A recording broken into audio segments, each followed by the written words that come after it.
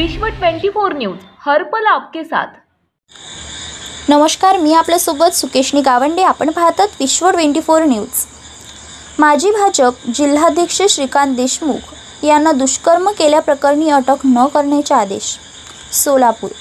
एका महिलेवर केलेल्या कथित दुष्कर्म प्रकरणी आपणास अटक होईल या भीतीने माजी भाजप जिल्हाध्यक्ष श्रीकांत देशमुख यांनी केलेल्या अंतिम अटकपूर्व जामीन अर्जाची सुनावणी सोलापूरचे जिल्हा व सत्र न्यायाधीश के.डी. शिरभाते यांच्यासमोर होऊन त्यांनी श्रीकांत यास अटक न करण्याचे आदेश पारित केले।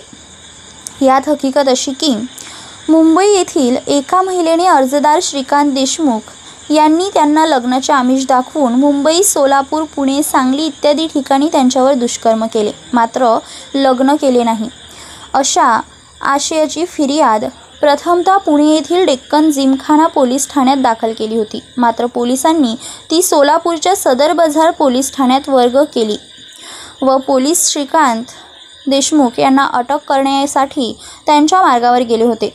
त्यामुळे आपणास त्या प्रकरणी अटकपूर्व जामीन मंजूर करावा असा अर्ज ॲडव्होकेट मिलिंद थोबडे यांच्यामार्फत दाखल केला। सुनावणीच्या वेळेस ॲडव्होकेट मिलिंद थोबडे यांनी आपल्या युक्तिवादात सकृतदर्शनी दुष्कर्माचा गुन्हा आकर्षित होत नाही, अर्जदार हा कोठेही पळून जाणार नाही व तो न्यायालयाच्या आदेशाचे पालन करेल असा युक्तिवाद केला। त्यावरून न्यायाधीशांनी श्रीकांत देशमुख यांना अटक न करण्याचे आदेश पारित केले।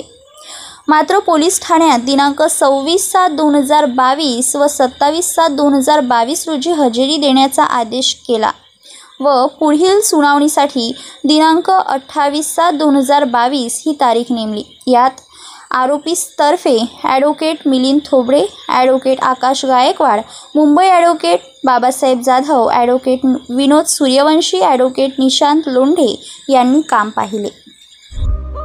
राज्यातील महत्त्वाच्या आणि आपल्या भागातील ताज्या बातम्या पाहण्यासाठी आजच आमच्या विश्व 24 न्यूज चॅनलला यूट्यूबवर सबस्क्राईब करा आणि बेल आयकॉन प्रेस करा।